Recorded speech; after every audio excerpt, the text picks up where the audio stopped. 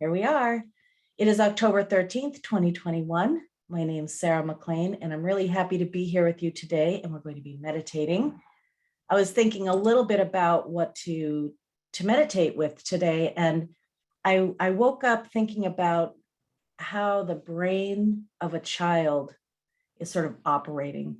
Some of you in the teacher training class 30 are studying a little bit about the brain waves and how they correlate with states of consciousness. But did you know that for children, when they're very young, they don't see that there's an I and a you. They only simply see everything as a big quantum soup, a big soup of objects and sensations, and really doesn't recognize the separation until maybe they start to develop a little neediness from their moms or their caregivers, and they start to recognize what they want is out there. They need the milk, they need their diapers changed, they need a nap, they need to be rocked, they need to be entertained. And so that's when the separation begins.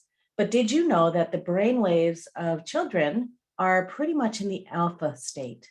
The alpha state. Now, the alpha state is the state we get into when we maybe take a nap, or we get a massage or a bubble bath, or when we meditate. The alpha state, the brain waves of the alpha state are very coherent and not too chaotic. Right now, if you're not meditating, like right now, I'm not, my brain waves are probably a little more active. They're in the beta state. And as we move into a meditation practice and do that yoga practice of pratyahara, which means to turn your senses and your attention inward, that's the beginning of the invitation for the brainwaves to settle down. In the very beginning of meditation, as some of you know, I often start every meditation with mindfulness. The word mindfulness means to pay attention on purpose to what you're doing while you're doing it. It's monotasking, present moment awareness.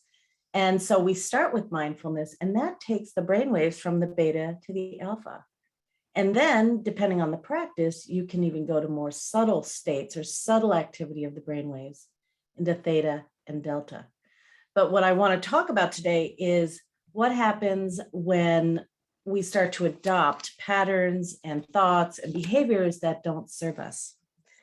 Today, I was reading this book. I've been recommending it a lot. It's The 4 Agreements by Don Miguel Ruiz, and it's The Practical Guide to Personal Freedom, the Toltec Wisdom book. And some of you already know the 4 agreements. They are, the first one is be impeccable with your word. The second is don't take anything personally. The third is don't make assumptions. And the fourth is always do your best. But I'm going beyond the 4 agreements, not that I'm in the advanced class, but I was really thinking about what I wanted to guide today. And I want to address some agreements that we may have with ourselves, some beliefs we've adopted, some things that don't serve us, some interior dialogues that don't serve us. And so I turned to this just now as I was sitting here, and I wanted to read it to you. And it's called Breaking Old Agreements. Everyone talks about freedom. All around the world, different people, different races, different countries are fighting for freedom. But what is freedom? In America, we speak of living in a free country, but are we really free? Are we free to be who we really are? The answer is no, we are not free. True freedom has to do with the human spirit. It is the freedom to be who we really are. But what stops us from being free?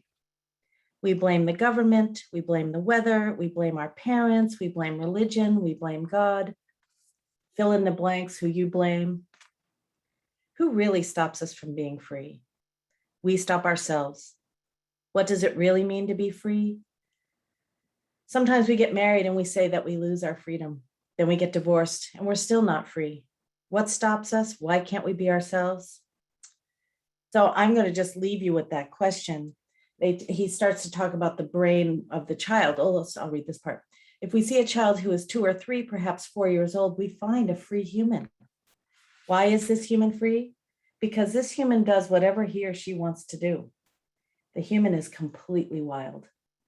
Just like a flower, a tree, or an animal that has not been domesticated, it's wild.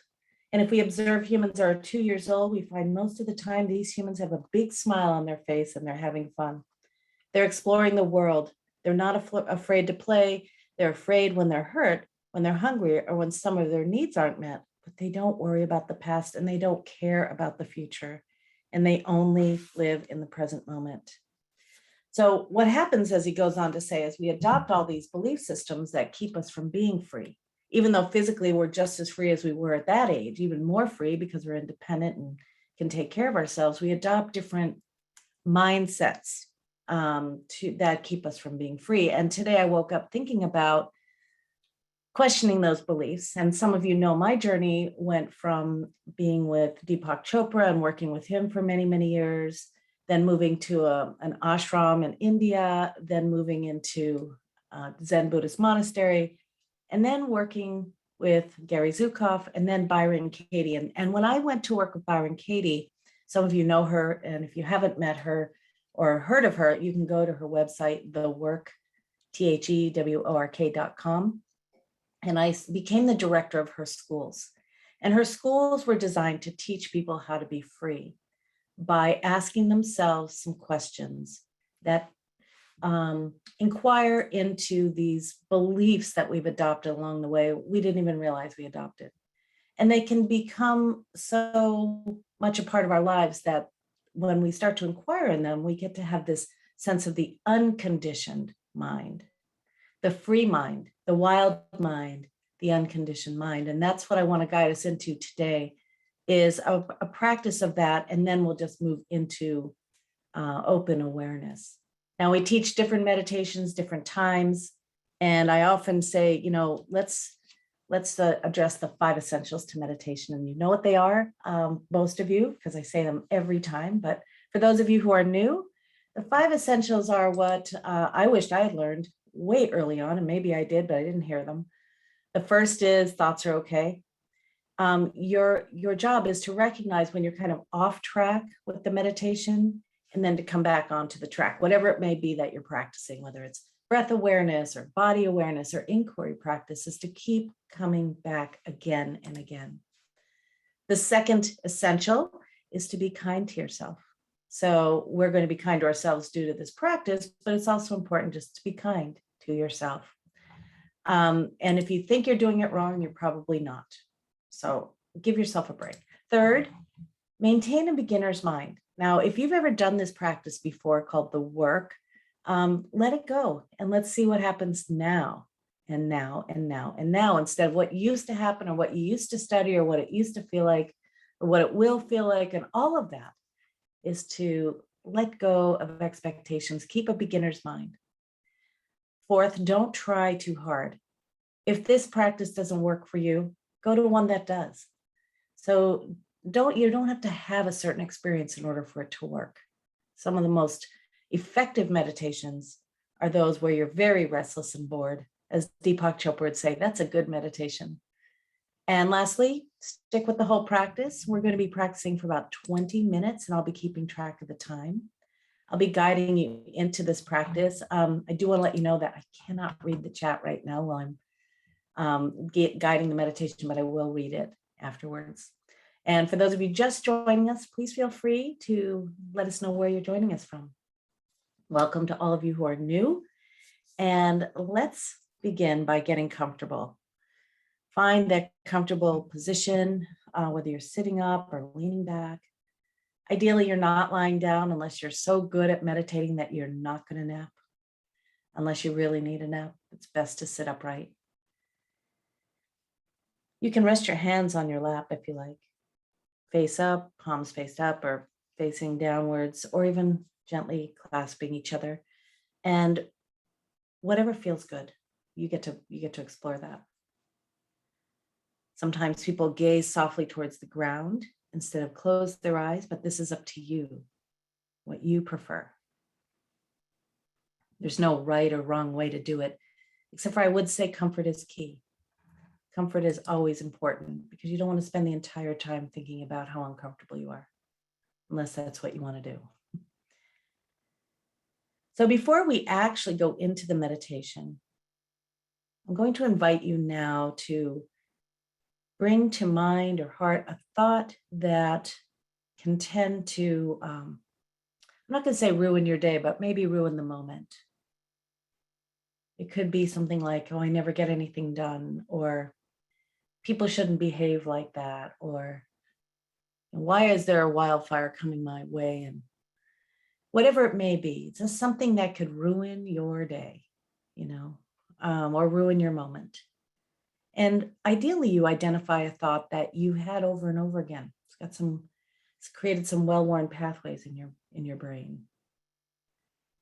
We're going to be addressing that in a little bit, but ideally you choose one. Just choose one. And if you want, before we go into the meditation, you can actually write it down. As long as you know you'll remember it, you don't have to do that. Okay. So let's begin. Let's close the eyes or gaze downward and start to give yourself some deeper breaths. Breathing in slowly and deeply through your nose. Breathing out slowly and fully through your nose.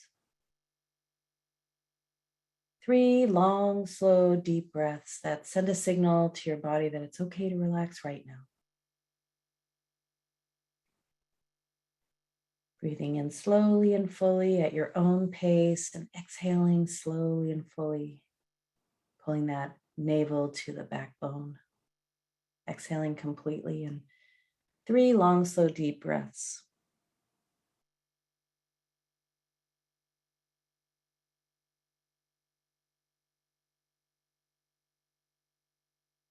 And then let your breath return to its natural rhythm and depth.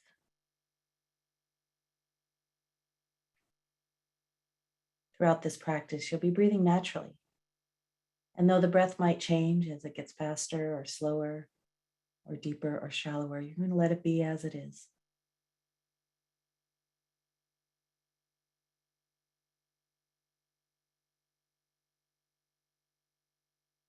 Let's begin by welcoming everything that you hear.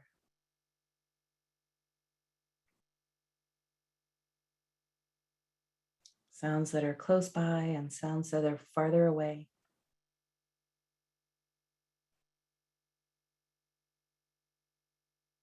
Finding your place in the soundscape.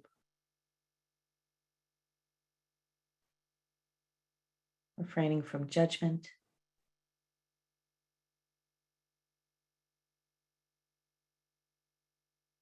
Tuning into the sound of the sounds as they come and go,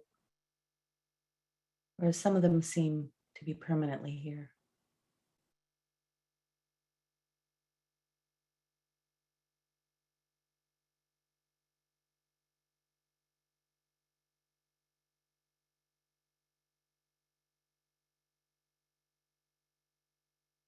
Begin now to bring that same observational attention to your body.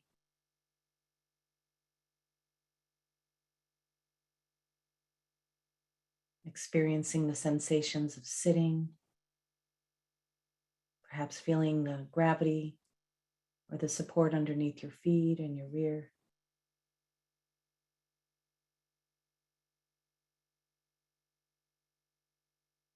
Inviting your body and your face to soften.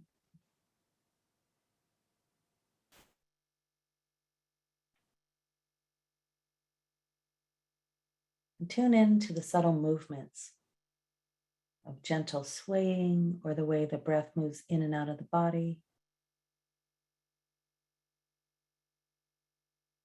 Or even the heartbeat or the circulation of your blood.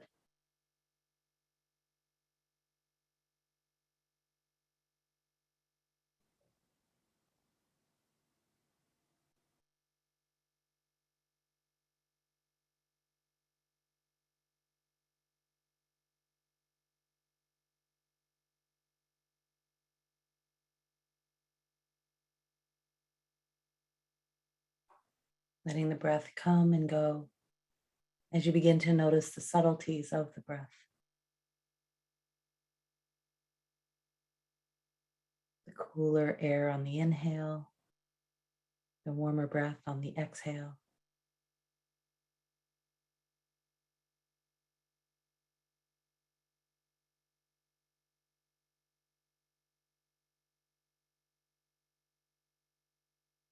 And even the pauses, the end of the inhale, the end of the exhale.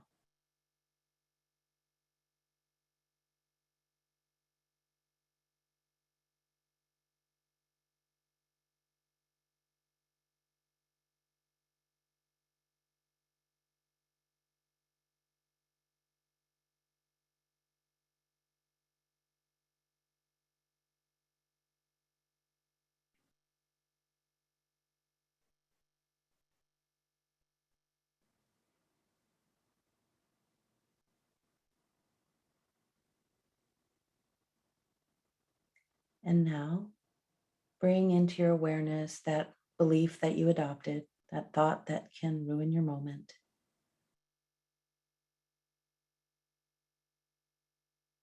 Simply observe it. And then ask yourself, is it true? Is this belief true? Is this thought true?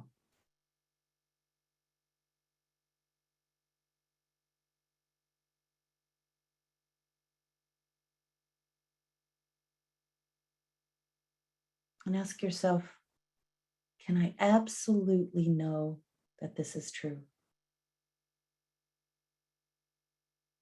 I know I have all kinds of proof, but can I absolutely know this is true?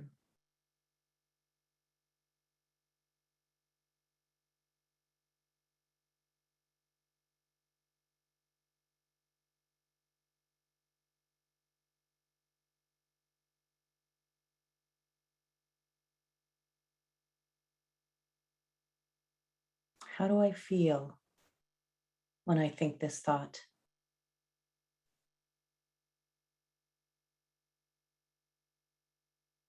Where do I feel it in my body?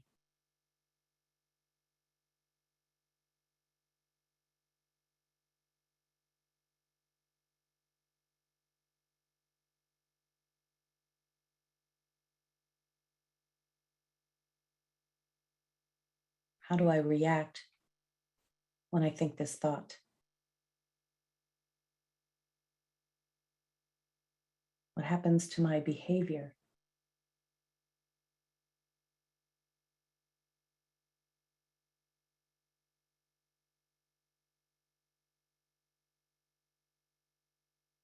How do I treat myself?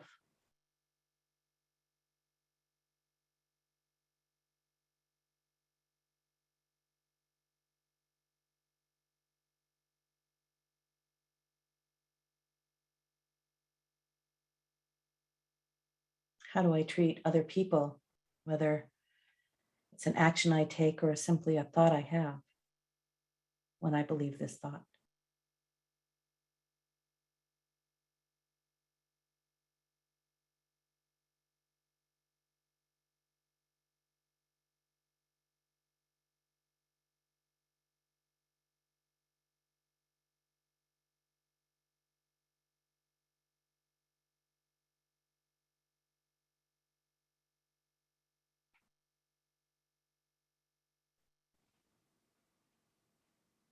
What are the payoffs for keeping this thought?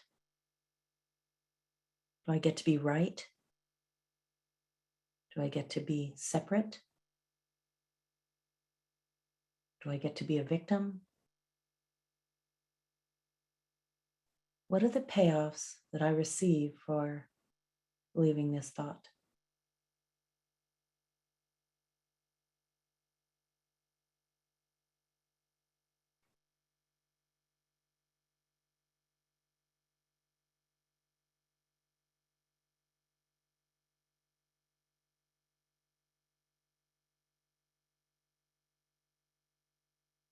It's okay if you ask the question and there's no answer.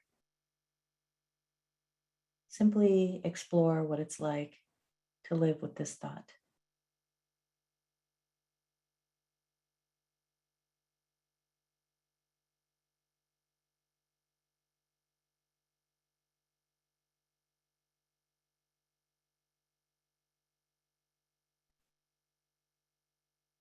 And now you can invite your breath to deepen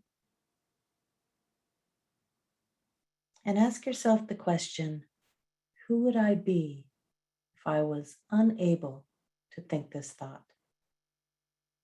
Who would I be without this thought?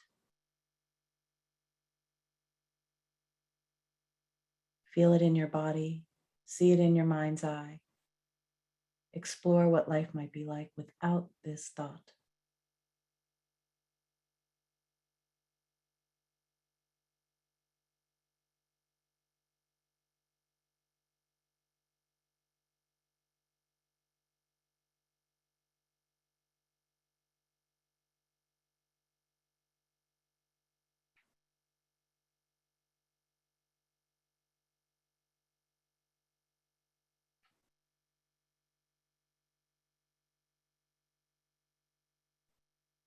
If the thought keeps arising, simply return to the question, who would I be without this thought?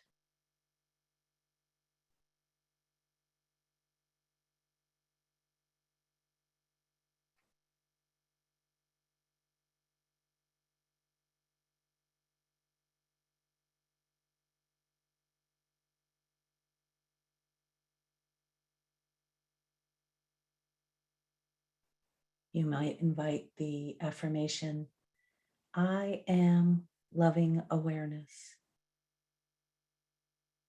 I am loving awareness.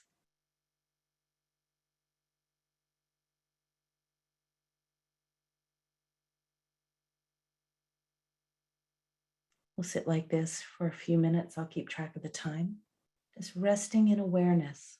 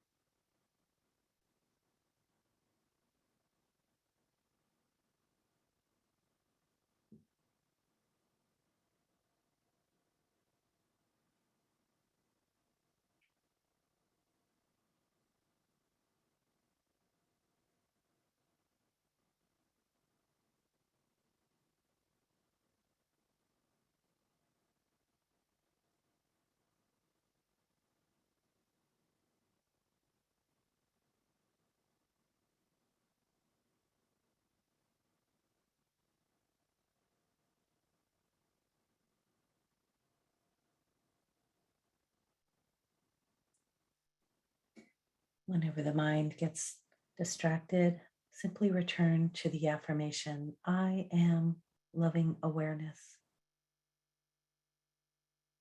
tuning into the unconditioned part of yourself. You're the sky and everything else is the weather.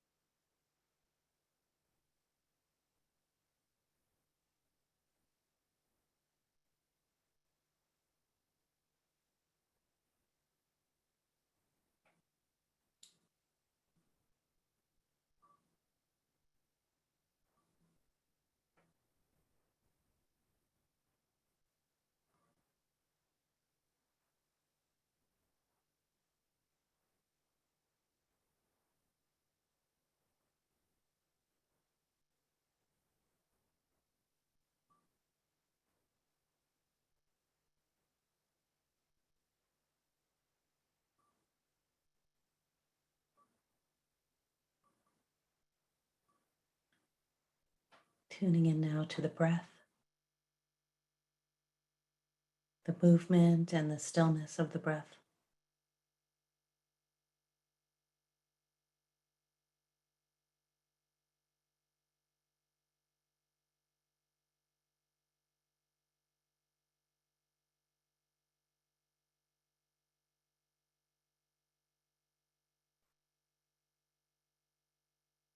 Welcoming all sensation and all sounds.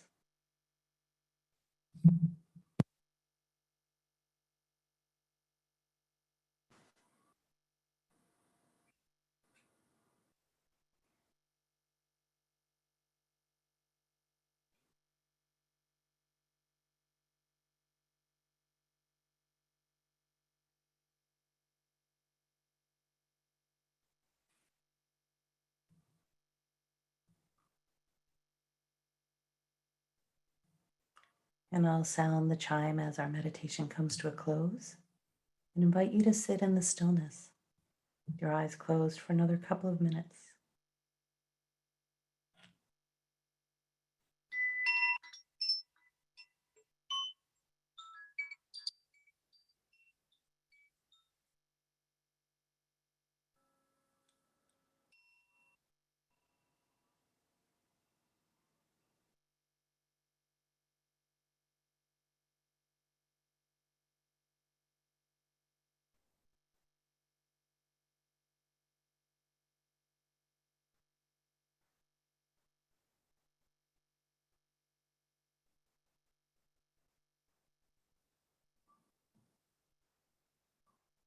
Resting in the piece of who you are, that unconditioned self.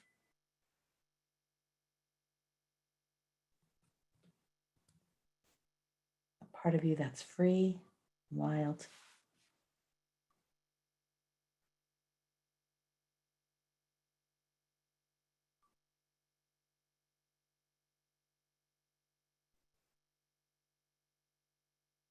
You can invite your breath to deepen if you like, keeping your eyes closed, stretching into the space around you.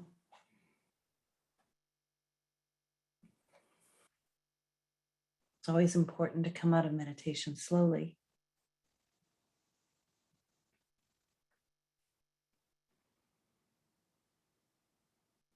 Before opening your eyes, you may notice there's light coming through your eyelids. You might open them slowly and let a little light in and then close them again. Even if you don't feel like you went very deep in meditation, it's really important to come out of meditation slowly, to integrate the benefits and the awareness.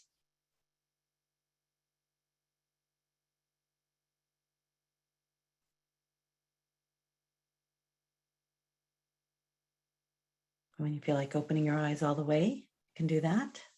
Take your time.